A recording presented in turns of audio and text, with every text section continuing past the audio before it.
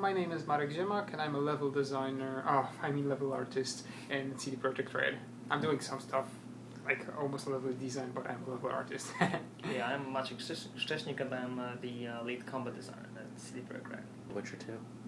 Okay, so The Witcher 2 is the second part of our RPG saga about Geralt of Rivia, the Monster Slayer. And as the first part is based on a plot or on a story created by Polish fantasy author Mr. Sapkowski, who created this really cool, grim, and mature dark fantasy world, which we are using in the game. It was originally released on PC. I mean, the Witcher was originally released on PC, and now we're bringing it to consoles for the first time. So, and it's really important is that it's not a port; it's something more like an adaptation, right? Yeah. So yeah, we are really trying hard to tailor it for consoles and for console gamers. Yeah, we want all the players to feel like it's a native console game, right? So it's not only about moving all the assets from one platform to another, but we're tweaking the controls, changing some systems like targeting system, exactly, polishing, redesigning to be sure that it works as good and as fluent as possible on this new platform. Can you go into detail about what you just mentioned with the great gameplay, with the targeting?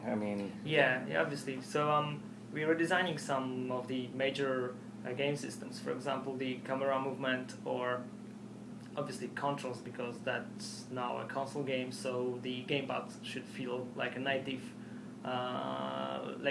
controller, right? So it should be as fluent and as pleasant as it can be.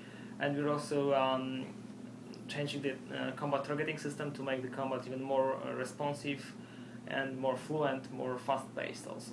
And easier to control with a controller, right? Because before you could use your mouse, so it was a bit more like an FPS thing. Yeah, so the majority of changes is just to make it easier and more pleasant for console gamers. I mean, easier to control.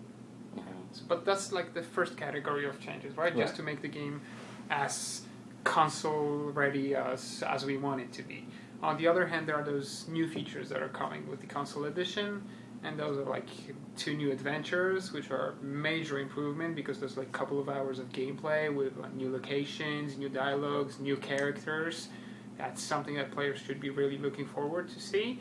And then there are like all those different improvements, but also a lot of new cinematics video and content, video content that's coming into the game to help us actually tell the story even more, create the story, make it even more intense and interesting for the player.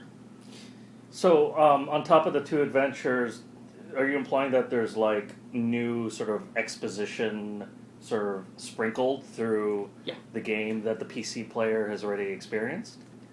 Yeah, those are like the movies that sum up the actions you're taking, the decisions you're making while you go through the game. So let's say we launch some of those movies between different chapters. That's something that the PC players could not experience yet. They just had a loading screen. Now you have a movie or CG sequence that will tell you what happened in the act, what were the consequences of your decisions, like a short sum up. The most important obviously are those final bullets. So we have special movies at the end of the game, and they summarize all your choices made throughout the game. So we made a lot of different options, a lot of different movies, and then while you go through the game, you make different choices, and that's when we decide, okay, so you're going to see this movie and this, and we combine it into one story at the very end of the game. It's like a big flashback.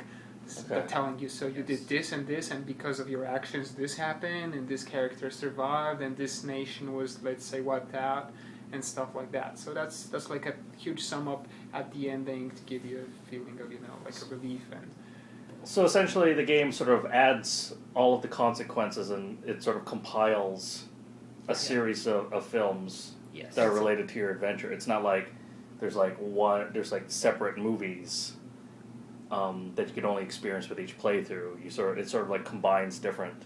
Yeah, it combines different movies. They're separate, but it combines them in a way that depending on your choices. You cannot experience all of them in single playthrough. Okay. So that's what's important. I mean, you will not experience some of them in single playthroughs. What do you think is the minimum amount of playthroughs in order to see all the? We have 16 endings. Okay. So those are more like 16 states of the world. Yeah. Because some of the consequences are bigger, some smaller, but... Yeah, but I think you have to play it. Like a dozen times. Decent amount of times Okay. to actually see all of it. And the placement of the new adventures, are those sort of like put at the end, or are they sort of somewhere in the middle? They are in the Act 3. Actually. Yeah, in Act 3, so that's the last act of the game, but Okay. on the other hand, it's not like the very last thing you're going to see Right. in the game. Those are like, while you play through Act 3, you have an opportunity to start those and to play through them and to see the new locations and stuff like that. So it's supposed to enhance Act 3. Yes. Yeah. Yes. Yeah, And exactly. it would, and for PC players who are just really big fans who have played Witcher 2 already, these wouldn't feel too out of place in the narrative. No. No, they will not. they fit the story really well. Okay. They are like. They're not like changing the whole plot of The Witcher. They're more Right. like a great addition and a great new adventure you can actually be part of. They just add something to the existing story. That's one of the reasons we've chosen this setting, because we believe it's very interesting. It's proven. It has proven to work, and it's very interesting not only for Europeans but also for, I believe, people around the world. But it like combines those cultural elements inside, the ones that are very close to It's really Slavic. I mean, like Slavic culture, and that's not something that was exported to the West very often, right? So I believe that's why it's original, right? I mean, that should be original for American players and, let's say, German and English, because they're not very familiar with this type of mythology, let's say, culture, those monsters. Those are actually many of those things that are happening in the game, and those monsters, they were created in Slavic mythology and stuff like that. So they have a deep background, really deep background.